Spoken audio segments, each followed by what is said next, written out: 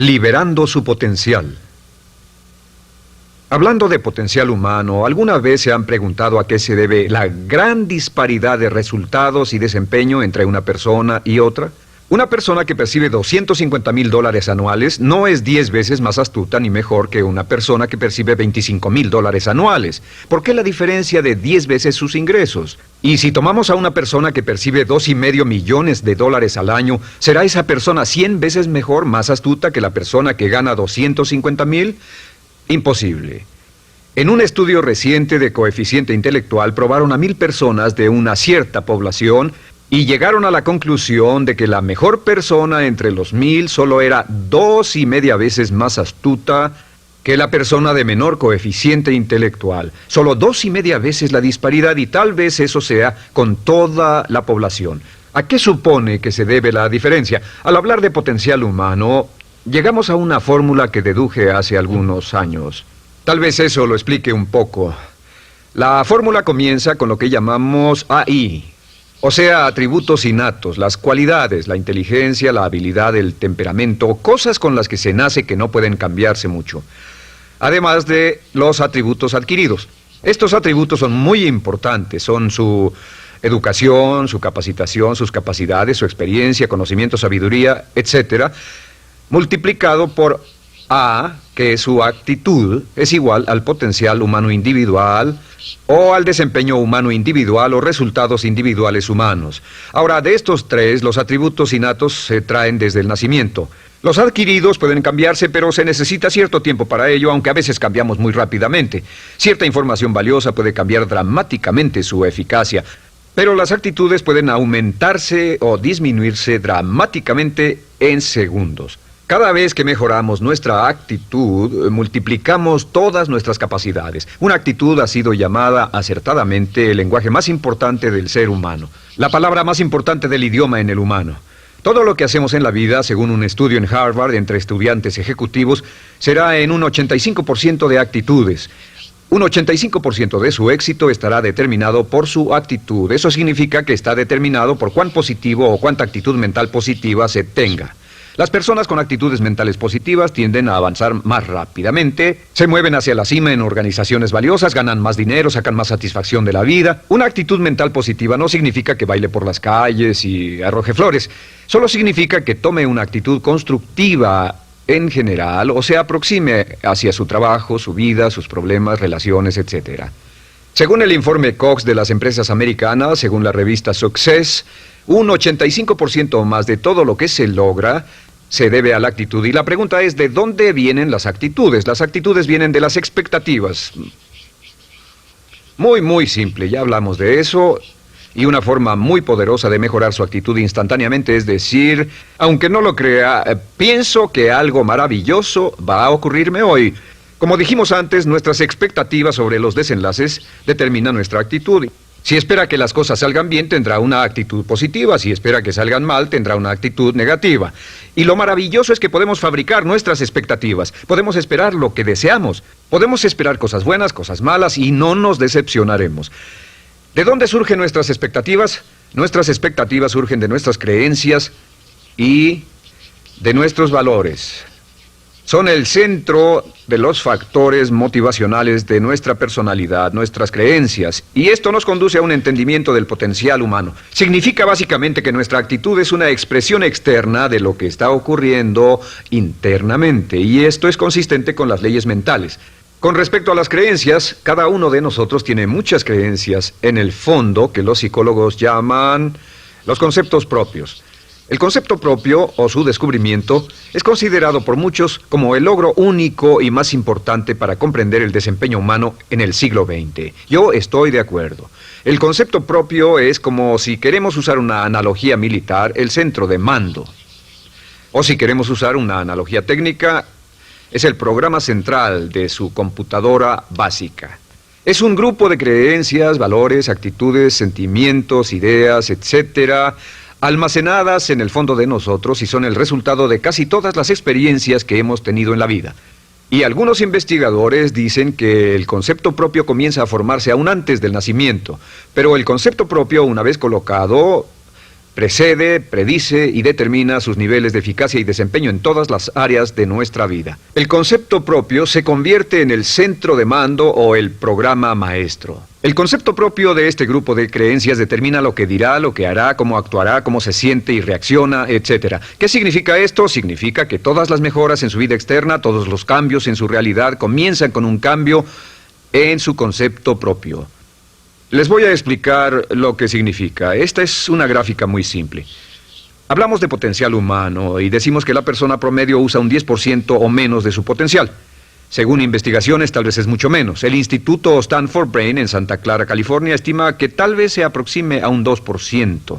Seremos generosos y diremos que la persona promedio usa un 10%. Significa que en los mejores casos, la mayoría, como usted o yo, no usamos un 90% de nuestro potencial. Uno de los mejores filósofos, Oliver Wendell Holmes, dice que la tragedia de la persona promedio es que llegan a la tumba con su música aún por dentro. Aún están funcionando con mucho menos de su potencial total. Y esto es el potencial humano. Sabemos que existe una relación directa entre el potencial humano y el concepto propio. Pero como nuestros conceptos propios o nuestras estimaciones de nosotros mismos generalmente son mucho menores de lo que debieran ser, nuestro nivel de desempeño y eficacia también es menor. Sabemos que nuestro concepto propio es altamente subjetivo. ¿Qué significa esto? Significa que el concepto propio, lo que pensamos que es cierto sobre nosotros mismos, no está basado en la realidad, está basado en información que hemos tomado y aceptado como cierto, hasta el grado en que creemos lo que sea de nosotros mismos y se vuelve cierto para nosotros porque actuamos de una forma consistente con ello. Algunas personas que leen sus horóscopos y creen en horóscopos predicen su futuro. Hay algunas personas que toman la crítica y las opiniones de otros a quienes ni siquiera respetan y hacen suyas esas ideas, dando un resultado muy negativo. Lo que piense, lo que acepte como cierto, se vuelve cierto para usted. También sabemos que como adultos tenemos una variedad de conceptos propios. Tenemos un concepto propio de cómo vestirnos, cuánto pesamos, lo que comemos, lo bien que podemos hablar en público, qué tipo de padres somos, qué tipo de hijos somos con nuestros padres, qué tipo de esposo o esposa somos, qué tipo de amante, de conductor. Lo interesante de manejar es que todos los hombres tienen un concepto muy positivo con respecto a esto. Las mujeres no entienden esto, pero los hombres nacen con un genio inherente para manejar. Todos los hombres son choferes excelentes. Si no lo creen, todo lo que tienen que hacer las mujeres que están viendo esto es pensar en la última vez que trataron de corregir la forma de conducir de un hombre y recordarán que no obtuvieron buenas respuestas. ¿Cómo respondemos ante alguien que desafía nuestro concepto propio, sugiriendo que no somos las personas que pensamos ser? Estamos a la defensiva, nos enfadamos, nos irritamos, es difícil que nos traten. Tenemos un concepto propio de lo creativos que somos, lo inteligentes, lo rápido que leemos, lo bueno que somos en los deportes, y si practicamos una gran variedad de ellos, tenemos un concepto propio para cada uno de ellos. Tenemos un concepto propio de lo bien que cocinamos, de lo bien que educamos a nuestros hijos, de lo bien que limpiamos nuestra casa, los autos que manejamos, etc. Y también de lo que valemos por lo que ganamos. Es muy interesante saber que nunca ganamos más del 10% de nuestro concepto propio en ingresos. Nuestro concepto propio determina nuestro nivel de ingresos. Este nivel de concepto propio se llama zona de confort. Y aunque querramos más dinero, veremos que la tendencia humana natural de todas las actitudes es luchar por lograr entrar a la zona de confort y luego quedarnos ahí. Si ganamos un 10% por encima de nuestro concepto propio de ingresos, tendremos una necesidad imperante de deshacernos de ese dinero. Lo donaremos, lo gastaremos en forma extravagante y hasta lo perderemos si recibimos demasiado. Las personas que ganan la lotería siempre están quebradas a los 2 o 3 años. Queman el dinero porque ese dinero está más allá de su concepto propio. Si gana 10% o menos de su nivel de concepto propio, se descubrirá luchando, trabajará más duro, más tiempo, pensará en forma más creativa, buscará diferentes formas para aumentar sus ingresos o sus segundos ingresos. La única forma de mejorar cualquier parte de su vida, incluyendo sus ingresos, es aumentando el nivel del concepto propio de sus ingresos, comenzando a pensar en usted como si estuviera ganando más dinero. Si quiere bajar de peso, la única forma en que podrá lograrlo es pensando en que está delgado. Piense en usted mismo como una persona más delgada. Si quiere volverse una persona más popular, más amorosa, más feliz o más sana, comience a pensar una y otra vez en esas cosas hasta que se vuelvan parte de su nuevo concepto propio. Hablaremos de eso más adelante. Es una parte esencial de la programación de su mente hacia el éxito. Su concepto propio global está determinado por el promedio de sus conceptos propios en las áreas que considere importantes. Ahora, su concepto propio está formado de 3 partes críticas. La primera parte del concepto propio es el ideal propio. El ideal propio es la persona que más desearía ser, es su idea de lo que constituye un ganador, es su visión ideal de lo mejor que puede ser usted. Nada más, una de las cosas que sabemos de las personas con éxito es que las personas con éxito tienen ideales propios muy claros, ideales claros de quién quieren ser en el futuro. Las que no tienen éxito tienen ideales muy vagos. El número 2 es la autoimagen. La autoimagen es como un retrato de cómo se ve a sí mismo y lo que piensa de sí mismo. La autoimagen es el espejo interno, es como se percibe a sí mismo ahora en su desempeño actual, en forma cotidiana. La tercera parte es su autoestima. Su autoestima es cómo se siente consigo mismo. Cómo se siente consigo mismo es la fuerza motriz, el motor, la fuerza poderosa dentro de su subconsciente. Es la fuerza de energía dentro de su concepto propio y determina casi todo lo que le pasa. La mejor definición de autoestima es cuánto se agrada a sí mismo. Cuánto se agrada a sí mismo como esposo, cuánto se agrada a sí mismo como empleado, cuánto se agrada a sí mismo como jefe, como inversionista, como orador profesional, como atleta, etcétera. Según se agrade a sí mismo, su nivel de autoestima, su sentimiento emocional global respecto a cualquier área de su vida, determina su desempeño y su eficacia en dicha área. Lo sorprendente es que se convierte en lo que piensa, su concepto propio es maleable, su autoestima puede formarse repitiendo una y otra vez, me agrada mi persona, me agrada mi persona, me agrada mi persona. Me agrada mi persona, me agrada mi persona, me agrada mi persona. Entre más se repita, me agrada mi persona, me agrada mi persona, entre más lo repita una y otra vez, más crecerá su autoestima y entre más crezca su autoestima, más crecerá su concepto propio global. Cuando crezca su concepto propio global, su desempeño será mejor en todo lo demás que emprenda. Cada vez que diga, me agrada mi persona, me agrada mi persona, me agrada mi persona, me agrada mi persona, me agrada, será como bombearse psicológicamente. Todo lo que pase que haga que su autoestima suba, hará que se comporte mejor. Todo lo que haga que su autoestima baje hará que se comporte peor, que cometa errores, que sea infeliz, etc. Un punto crítico de agradarse a sí mismo, sobre autoestima y agradarse a sí mismo, es que, número 1, nunca puede querer a nadie más de lo que se quiere a sí mismo. Que su nivel de autoestima es determinante de la calidad de relaciones que tenga con los demás. Y número 2, es que nunca puede esperar que nadie más lo quiera o respete más de lo que se respeta a sí mismo. Cuanto se agrade o se respete a sí mismo, determina sus actitudes hacia usted. Todas las escuelas de psicología actualmente están de acuerdo en el hecho de que depende de lo que usted realmente se quiera y se respete a sí mismo como un ser humano valioso e importante, tiene efecto sobre todo lo que le pase. Cuánto se agrade a sí mismo, y lo que puede hacer es mejorar su autoestima diciendo me agrada mi persona, me agrada mi persona, me agrada mi persona, me agrada mi persona. Y esto nos lleva a la pregunta, ¿de dónde viene el concepto de autoestima? Y descubrimos que el concepto propio es maleable, puesto que no nace con este concepto propio, no nace con ninguna idea sobre sí mismo, no nace con autoimagen ni autoestima. Nace, en cierto modo, como potencial propio. Es la mejor forma de plantearlo. La persona promedio llega al mundo como potencial puro. Y no tiene el concepto propio de que todo lo que es ahora, todo sentimiento que tiene, toda actitud o valor, tuvo que aprenderlo en el transcurso de su vida. También sabemos que el niño llega al mundo con una necesidad imperante de amor y contacto.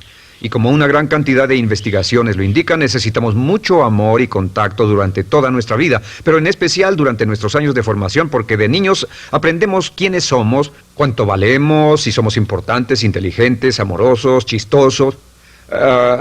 Todo esto lo aprendemos por la forma en que nuestros padres nos tratan. Si nuestros padres, nuestros parientes, tíos o tías, en especial nuestros padres, nos tratan como si fuéramos realmente importantes, crecemos pensando que somos realmente importantes, pero si nuestros padres no lo hacen, pasa algo más. Sabemos que los primeros años de vida son los más importantes para el desarrollo del concepto propio, que un niño comienza a partir de cero. El niño nace sin saber quién es él o ella. Son sumamente valiosos el primero, segundo, tercero, cuarto y quinto años de vida. Algunos psicólogos pensaban que eran los 5 primeros años, pero ahora dicen que son los 3 primeros años. En sus 3 primeros años de vida el niño aprende quién es y dicen que si se les da suficiente cantidad y buena calidad de amor en los 3 a 5 primeros años, los prepara usted de por vida. Los coloca en una base sólida de autoestima y confianza en sí mismos, valor e importancia realmente. Existe una relación directa entre la calidad y la cantidad de amor y el desarrollo de una personalidad sana. Entre más amor, amor incondicional, reciba un niño en sus años formativos, más fuerte será la base de su personalidad. El reverso de la educación es que casi todos los problemas de psicosis, neurosis, perturbaciones de la personalidad y problemas de comportamiento surgen de los problemas que se tengan con el concepto propio. Ahora observemos a los adultos. Aquí está nuestra personalidad adulta. Si nos observamos, podemos llegar a reparar nuestras bases, por así decirlo, repitiéndonos una y otra vez: me agrada mi persona, me agrada mi persona, me agrada mi persona, y llevamos ese concreto reparador hacia la base de nuestra personalidad. Los niños necesitan el amor como las rosas necesitan la lluvia. Los niños que carecen de amor a menudo mueren por escasez de amor. Es una enfermedad llamada marisma. Ahora, ¿qué más sabemos sobre los niños? Sabemos que los niños llegan al mundo con dos atributos notables. El primero es que no sienten temor. Los niños nacen sin temores. No temen a nada excepto a caerse y a los ruidos fuertes. Y esto se expresa en sus actitudes: yo puedo. Los niños llegan al mundo pensando que pueden hacer cualquier cosa, y quien haya criado a un niño hasta la edad de 3, 4 o 5 años sabe que debe pasar esos primeros años evitando que se maten, porque son como pilotos japoneses, porque no le tienen miedo a nada. Su segundo atributo es que llegan al mundo totalmente espontáneos. Dicen lo que quieren, hacen lo que quieren, son totalmente desinhibidos. Totalmente. Ellos no temen hacer nada de lo que desean, y esto se expresa en su actitud: no quiero. No tengo que hacerlo. Si ha tratado de controlar a un niño, lo habrá visto. Lo primero que dicen cuando comienza a darle órdenes, lo primero que aprenden es: no tengo que hacerlo. Claro, a veces cambiamos sus mentes de una u otra forma, pero estos son los dos atributos con los que los niños llegan al mundo. Llegan al mundo sin temores y desinhibidos. ¿Qué significa esto? Significa que nuestro derecho innato natural es no ser temerosos y ser desinhibidos. Y solo cuando podemos crear la misma situación en nuestra vida adulta, cuando no tememos y somos desinhibidos, nos sentimos a gusto con nosotros mismos.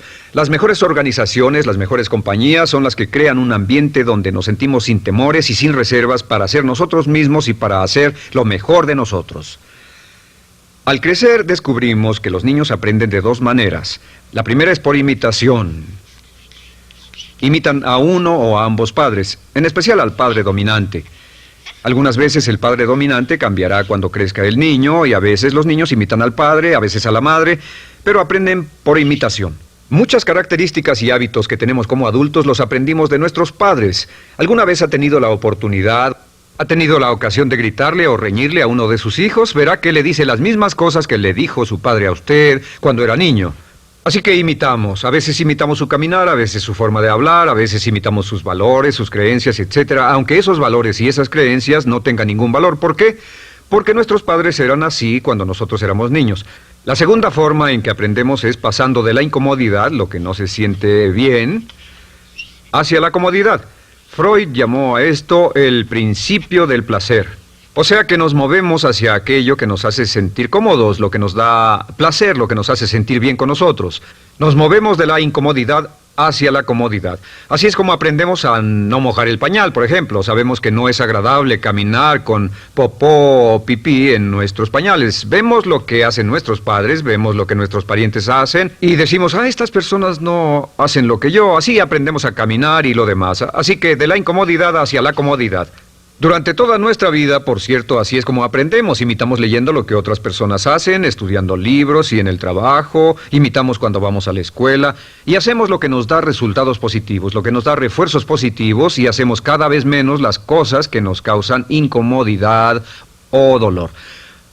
Ahora, muy temprano en la vida, como equivocación o como resultado de una equivocación que los padres cometen en la crianza, los niños comienzan a aprender hábitos y patrones negativos. Los patrones y hábitos negativos tienen sus raíces principalmente en la crítica destructiva. La crítica destructiva comienza muy temprano en la vida, a veces en los primeros meses. Y la crítica destructiva la usan los padres para dirigir y controlar a sus hijos. Desafortunadamente, tiene un efecto muy peligroso y dañino sobre nosotros, ya que la crítica destructiva tiende a minar la integridad de la personalidad del niño. Muchos de nosotros, incluyéndome a mí y a muchos de ustedes, nos hemos visto minados y heridos por la crítica destructiva más que todas las guerras en la historia. Ahora, como resultado de la crítica destructiva, comenzamos a desarrollar hábitos y patrones negativos. Los patrones de hábitos negativos son respuestas condicionadas hacia los estímulos. Los patrones de hábitos negativos se desarrollan en los inicios de la vida. Se desarrollan como resultado de una repetición del temor y el dolor una y otra vez. Se desarrollan como resultado de la crítica destructiva, el castigo físico, etc. En los inicios de la vida comenzamos a desarrollar dos manifestaciones que nos persiguen durante toda nuestra vida y más que ninguna otra cosa inhiben nuestro potencial. La primera es la llamada patrón de hábito negativo inhibido. El patrón de hábito negativo inhibido se aprende cuando al niño le dicen una y otra vez no. Aléjate de ahí, no toques eso, y se le castiga. Cuando el niño intenta algo nuevo, o se involucra con algo, o huele algo, o derrama algo, o rompe algo accidentalmente, el padre estalla y se enfada mucho. Como ven, el niño está impulsado por la curiosidad insaciable de explorar su mundo. Y lo que pasa es que cuando lo explora o se interesa y echa a perder algo, si el padre reacciona golpeando al niño, el niño comienza a pensar cada vez que intento algo nuevo, cada vez que intento algo diferente, cada vez que voy más allá de mis límites, cada vez que me salgo de mi zona de comodidad, cada vez que no juego sanamente, me golpean, me castigan, me lastiman, me envían a mi alcoba y me siento mal. Y muy pronto el niño desarrolla el sentimiento de no puedo, no puedo. No puedo. Cada vez que trato algo diferente, me castigan. No puedo, no puedo, no puedo. Es como la respuesta de Pavlov. Pavlov sonaba la campana y le daba de comer a un perro, y el perro salivaba y Pavlov alimentaba al perro. Mientras sonaba la campana, el perro salivaba y siguió haciendo eso, y después Pavlov solo sonaba la campana y el perro salivaba. Lo que pasa en la vida adulta es que esto crea lo que llamamos temor al fracaso. El temor al fracaso es una respuesta condicionada a un proceso de crítica destructiva que ocurre en los primeros 5 o 6 años de la vida.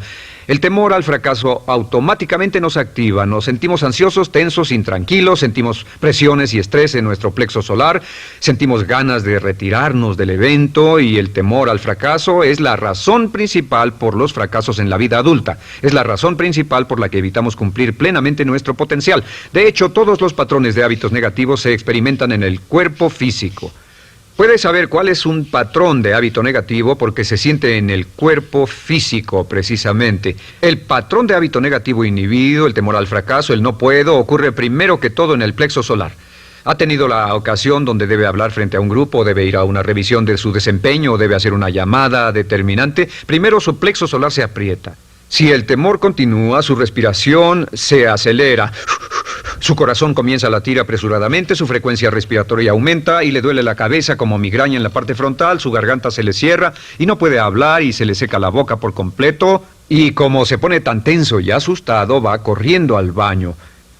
Estas son todas las manifestaciones. No hay peligro físico, pero sí peligro psicológico, una respuesta condicionada. Cuando sentimos estas cosas, la tendencia es retirarse de la situación que las ocasiona, y es la razón por la que no logramos mucho si retrocedemos. Es muy importante.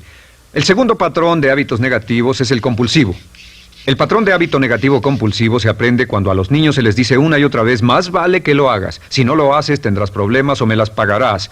A los niños se les convierte en recipientes del amor condicionado.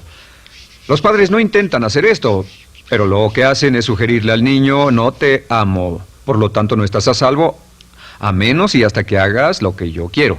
El niño crece sintiendo: tengo que hacer lo que quiera mi mamá. Debo complacerla, debo complacer a papá, debo complacer a los demás, debo complacer a mis parientes, y a veces debo complacer a mis semejantes, debo complacer a mis maestros, debo complacer a todo el mundo, y crecen con esto: debo. No puedo hacer lo que quiero hacer, debo hacer lo que complace a las demás personas. Este patrón de hábito negativo muy temprano en la vida se traduce en el temor al rechazo. El temor al rechazo lo experimentan los hombres como adultos como un comportamiento tipo A. Hablaremos del comportamiento tipo A posteriormente.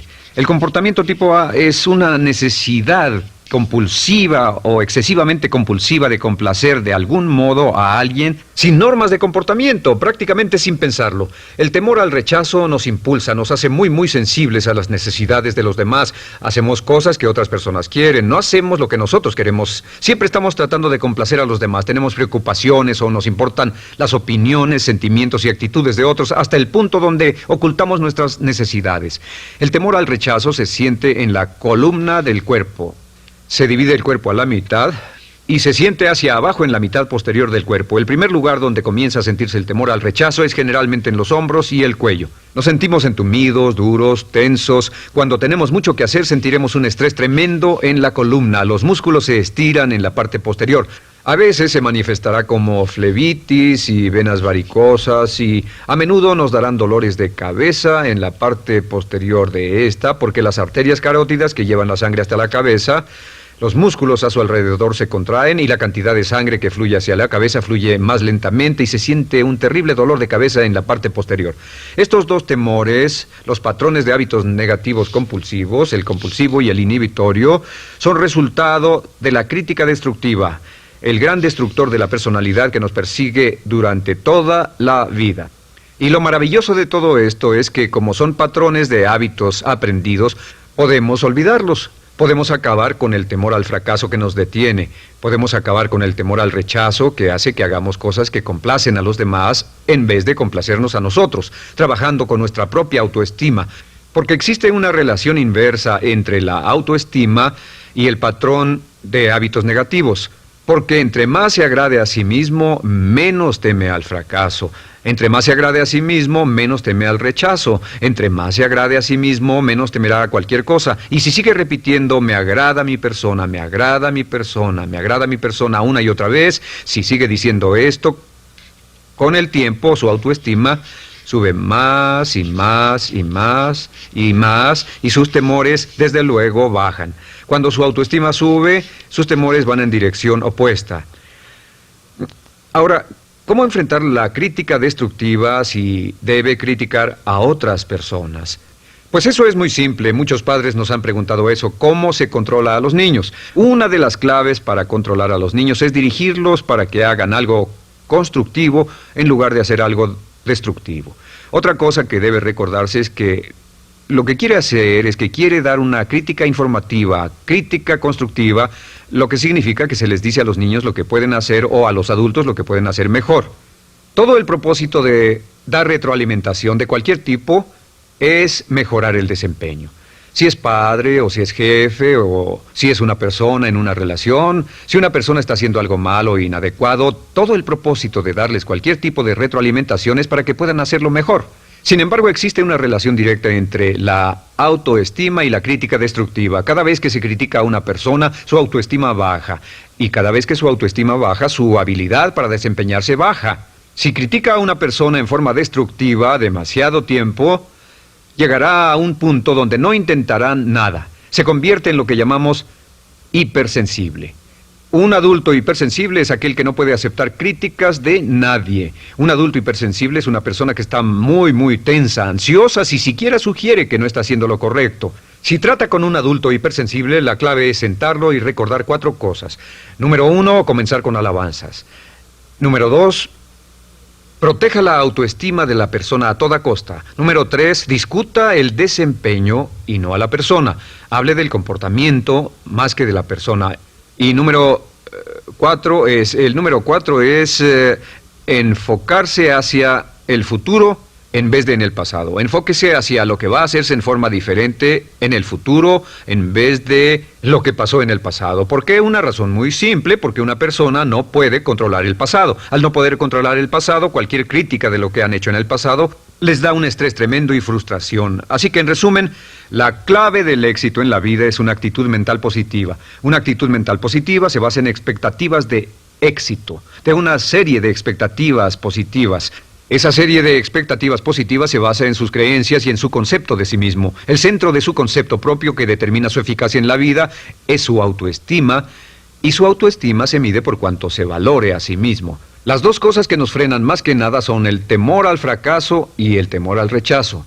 Y uno de nuestros secretos centrales de éxito es este: Conviértase en un organismo generador de autoestima perpetua. Haga continuamente cosas para usted mismo, hacia sí mismo en su vida, que hagan que se agrade a sí mismo, que se ame, que se acepte, que se respete, que hagan que se sienta fantástico con usted mismo.